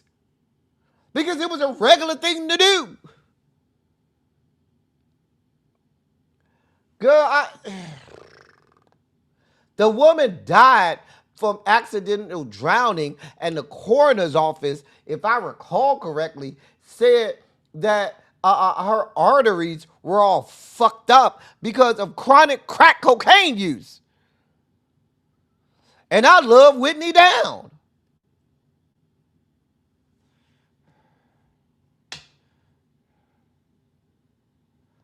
The woman had, carotid arteries and stuff and all kinds of heart disease because of chronic crack and cocaine use. And that contributed to her accidental drowning. Now, y'all trying to make it over here like Oprah Winfrey got some big revelation. That's just like y'all was mad at Patty because Patty said Luther was gay. Bitch, we knew he was gay. Why y'all mad at Patty? We knew Luther was gay. Why y'all mad? Y'all over here mad because Oprah said, if anything, Oprah did Whitney a solid. Oprah made sure her shit ain't get out there like that. Oprah made sure that the people in her audience didn't do Whitney like that because we love Whitney down.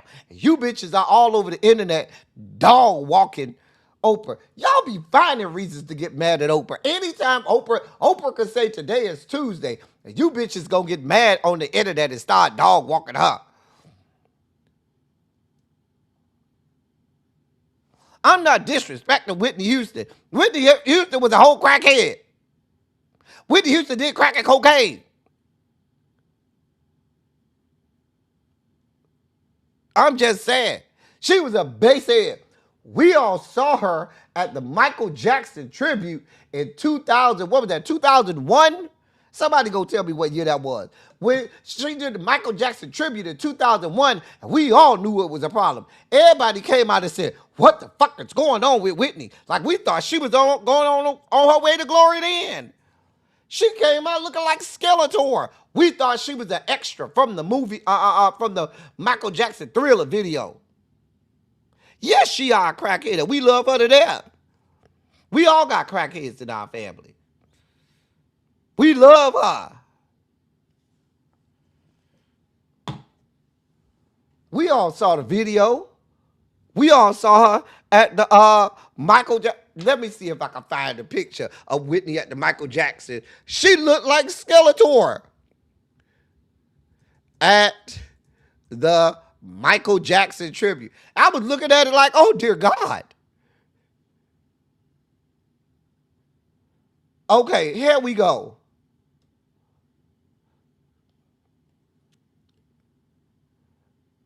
This is Whitney at the Michael Jackson tribute in 2001. I think it was 2001. I don't know what year it was. It was somewhere around there. We thought she was getting ready to go on to glory.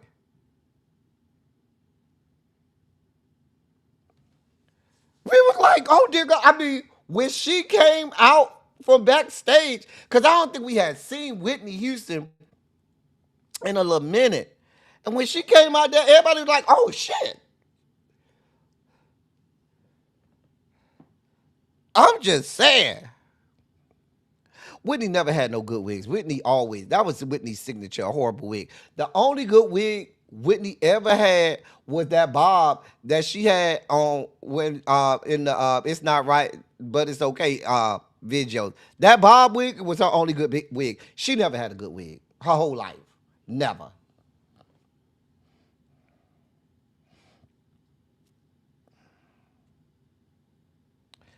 They over here dog walking Oprah. Oprah ain't did and said nothing wrong. Oprah did Whitney a solid. And she just came out and told her, hey, I did my girl a solid. Because I ain't want that shit out there like that. I ain't want the pictures out there. Now, it was already out there that she was strung out on crack all the goddamn time. But we didn't want them pictures out there, Whitney on the floor. After she had done fell on the ground. Just saying. We love her. But baby, we was scared, honey, baby. We thought something was going. We thought Whitney was about to go on to glory. Did. We had never seen Whitney that skinny. Baby, we were looking like, oh dear God.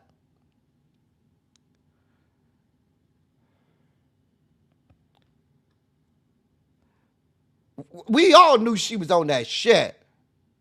Now they trying to act, now they cussing Oprah out like Oprah done did something wrong. Oprah ain't even did nothing wrong. Oprah did Whitney a solid. Y'all over here mad at Oprah. Always finding a reason to be mad at Oprah.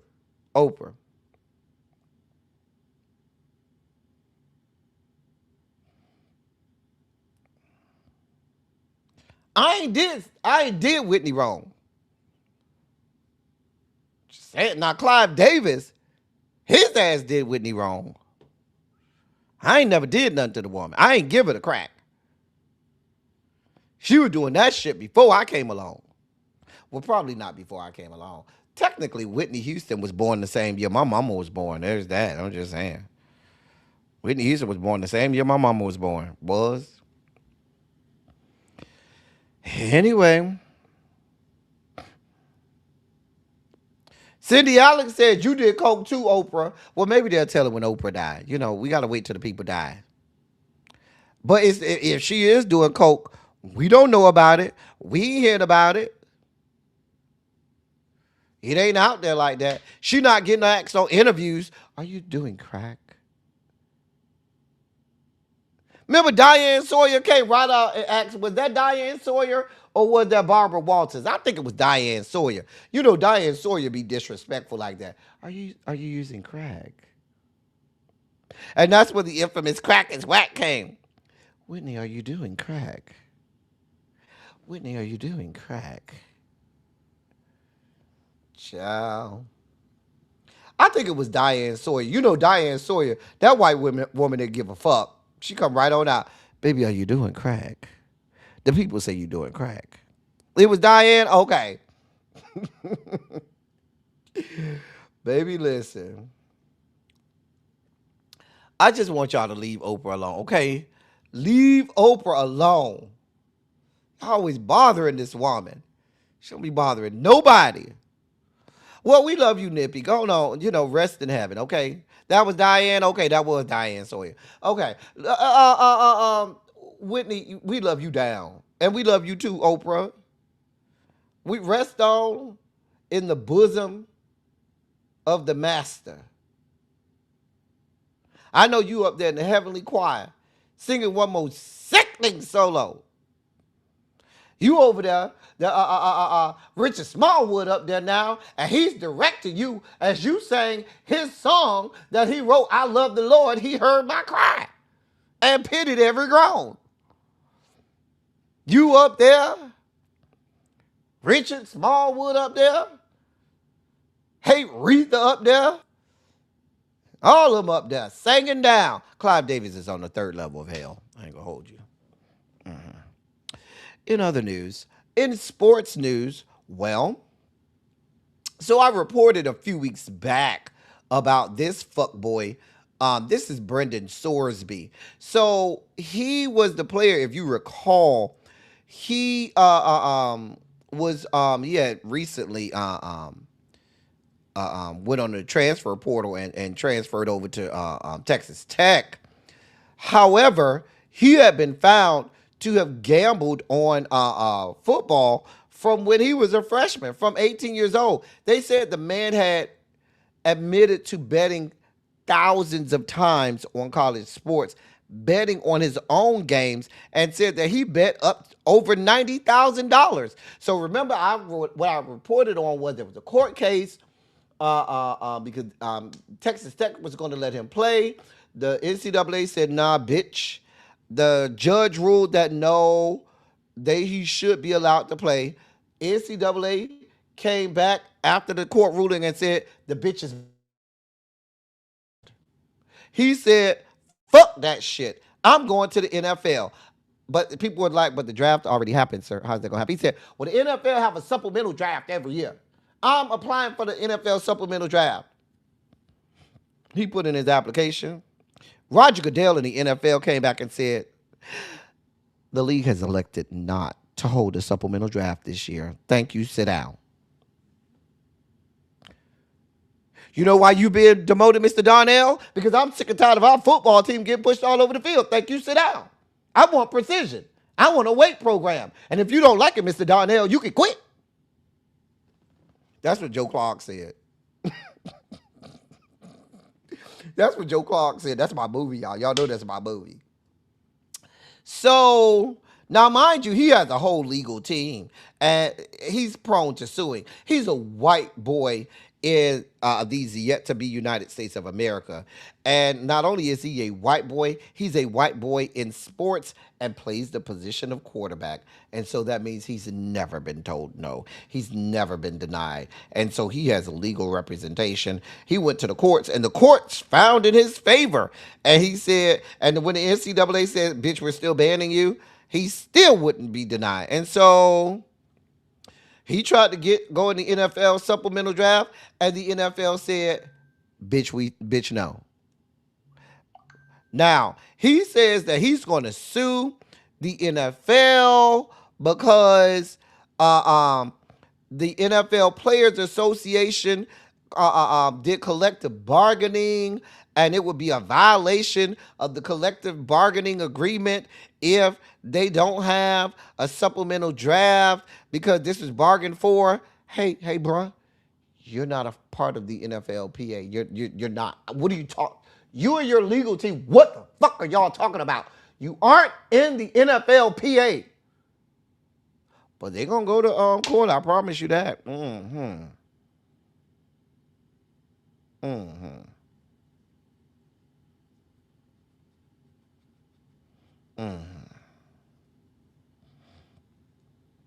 So, now he's looking for the NFLPA to come out windmilling for him. Bruh, ain't nobody windmilling for your ass. You bet on the fucking games.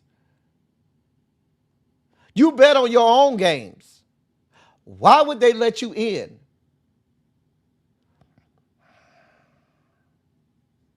You can only be a member once you're in the NFL.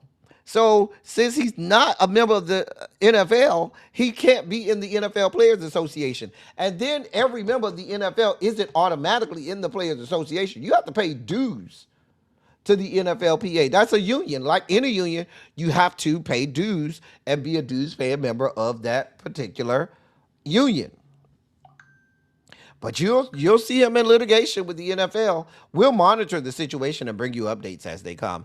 In our last story of the day, there was a big trade that happened today. Giannis Antetokounmpo, he has been traded from the Milwaukee Bucks to the Miami Heat, my second favorite team. Now, my favorite team is the Boston Celtics.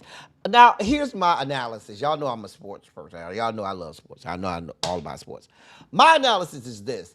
Does this make the Miami Heat better? Absolutely.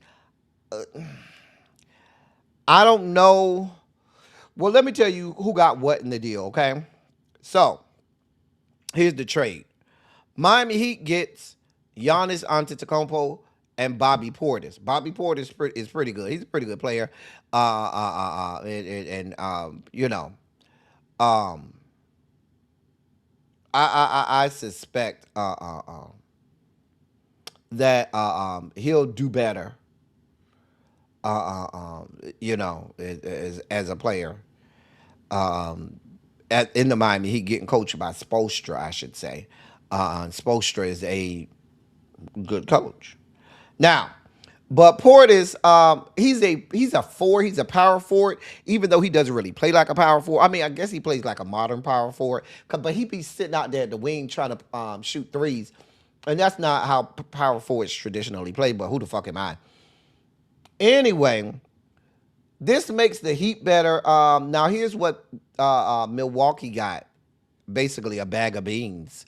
They got Tyler Hero. They got Khalil Ware, Jamie Jaquez, Kasparis, Jukachanis. They got a 13th round draft pick in this year's draft. They got 2 unprotected first round draft picks in 2031 and 2033. And then they have they're swapping their 2030 and 2033 second round picks. That's what is in the deal. So basically, Milwaukee got a bag of beans. Does this make them better than New York Knicks? I can't say it does. This does. I don't know. I don't think this puts them ahead of Boston or New York. The Celtics and the Knicks are still better than the Miami Heat, even with Antetokounmpo. Now, I expect Pat Riley to do what he does and get some more players around Giannis, which may make the team better. But as it stands right now with the team, with the roster that the Heat has right now, this makes them better. Absolutely. But I don't put it doesn't, to me, in my estimation, it doesn't put them ahead of New York or Boston. Not in the East. And then you still got to account for the teams in the West. I'm just saying. But in terms of NBA circles, this is a huge deal, a blockbuster deal. This is a blockbuster in NBA deal. I mean, but it ain't going to do nothing for them. They ain't got nobody else on that team over there. Hero is okay, but Hero needs other players around him. And they ain't got nothing over there. We'll monitor the situation.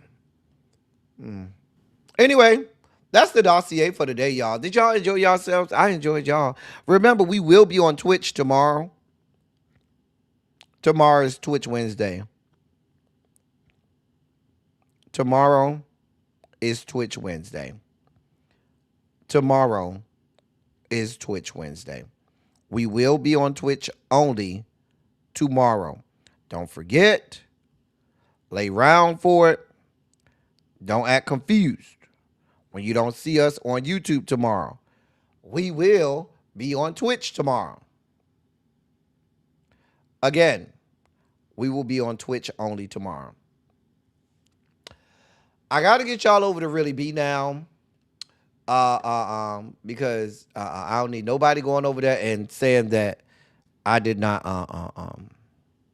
send y'all in time. It looks like we're probably going to be doing the House of the Dragons panel at about 8. I have the Housewives of Atlanta panel at 9:30. We'll be on Darren Green TV, so you'll get a lot of me tonight. You'll see me on the House of the Dragons panel. I think, like I said, that'll be at 8. And then you'll see me on the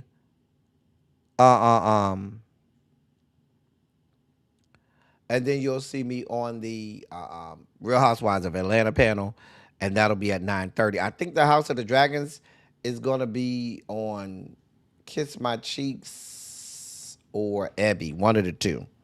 I think it's on Kiss My Cheeks, but it'll be on one of the two. Okay, so. Don't get distracted. Be not dismayed. You'll see a lot of me today at some point. As I always say, I love y'all. I love on y'all. Thank you all for being vocal, present, and active. Thank you for doing what you do. Thank you for any and all contributions that you make to the channel. They are much obliged and much appreciated. We'll be back in the saddle tomorrow, Twitch only, like always. That's all I got for y'all. Till next time, thank y'all for coming. Y'all drive safely. I'm out. I'm going to get something to eat before this long night start for me. Bye, y'all. Love y'all. See you tomorrow. I mean, see you later tonight. Ooh, I said tomorrow. See you several times.